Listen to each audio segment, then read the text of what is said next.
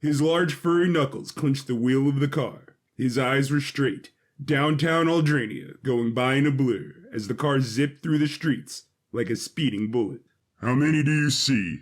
Candace stuck her head back in from the passenger side backseat window of her father's fire truck red 78 Buick Skylark. A passed out Jessie laid next to her. 2 black DeVilles coming up on both sides. Which one's coming up faster, left or right?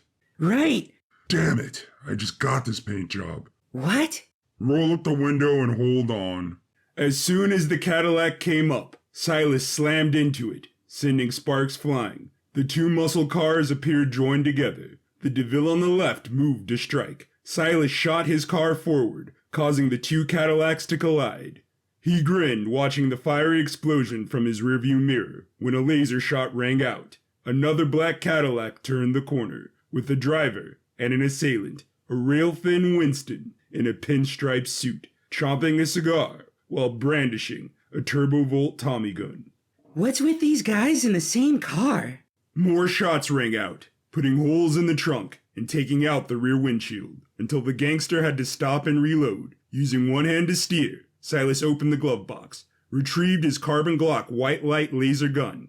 He tossed it in back of him to Candace. She checked the digital reader on the boot. Only 6 shots left? Make 'em count, kiddo.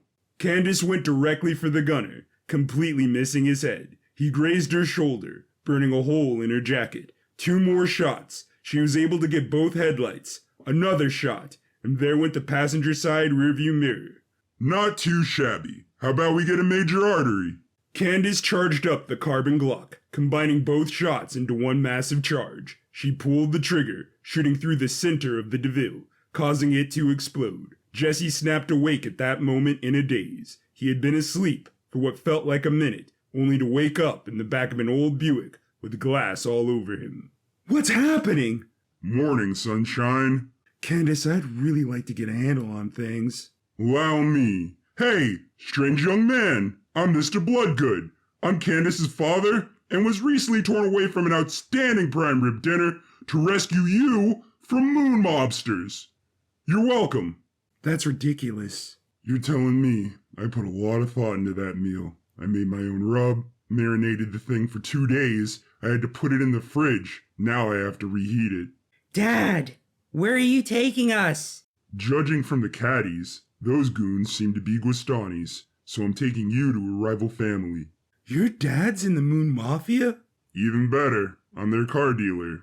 Silas drove the Buick out of downtown Aldrinia to the highway headed east. After a mile and a half, he merged into the conveyor lane, a lane made of escalator metal that moved forward at a speed of 80 miles per hour. This will get us there a lot quicker, and it keeps us off the streets. I also get to take a deep breath and see if I'm having a mild heart attack or not. Thanks, Mr. Bloodgood. Past couple of hours have just really been a bear. I'll say, you're lucky my daughter bit you. What? Dad?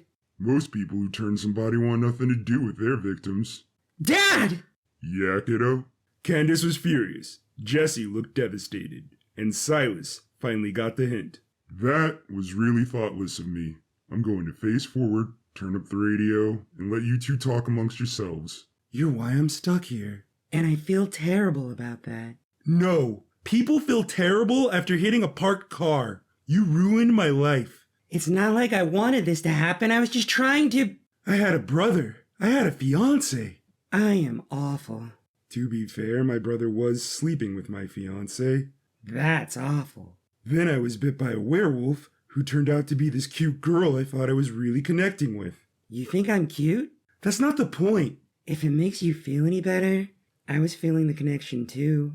Jesse clenched his teeth in frustration. Staring at Candace, he slowly softened and sighed. It does and it doesn't. You two are adorable. Jesse and Candace turned from each other to see Silas beaming at them.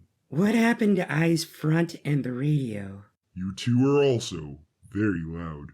At the hospital, Sheriff Mills jotted down the details of the recent shooting, as told to her by Shauna, a Pierce, and front receptionist.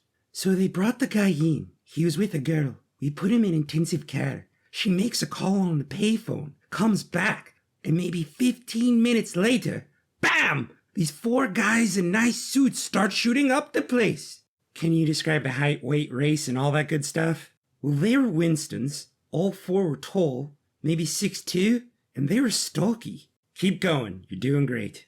I was going to hide under the desk, but one of the 4 saw me, and he grabbed my arm. He wanted to know where they took the other 2 that just came in on the ambulance. I had no idea what I was going to do, but before I could think, this red car comes crashing through the sliding doors. The one holding me by the neck throws me just before this car takes him and the other one out. Make and model of the car? I'm not good with that kind of stuff. I think it was a Buick. And the driver? Get ready for this. It was Silas Bloodgood. Sheriff Mills maintained her composure on the outside, but internally, the wheels were turning. What has Kevin's family gotten themselves into? Retired mini golfer? Former Mayor Silas Bloodgood? Yeah, that guy. And next? The 2 from before got off the elevator. She was propping him up because he was out of it. They got in the car backed out of the hospital, and no one was hurt. Thank God. I really appreciate your statement. Dr. Humphreys hid behind a pillar next to her office door, overhearing Shauna's account. She could hear her phone ringing. She ran inside to answer it. Hello? It's you! Finally!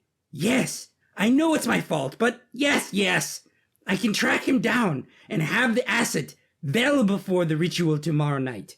I assure you, thank you for this opportunity. She hung up the phone, grateful for her life. After a screw-up this bad, she was lucky to have made it this far. Everything the collective had asked her to do, she did expertly. Exposing Candace to silver minerals in her pain medication, weakening her immune system, so she would have no choice but to get transformation therapy. How was she to know the members of the host family she selected were involved in the criminal underworld?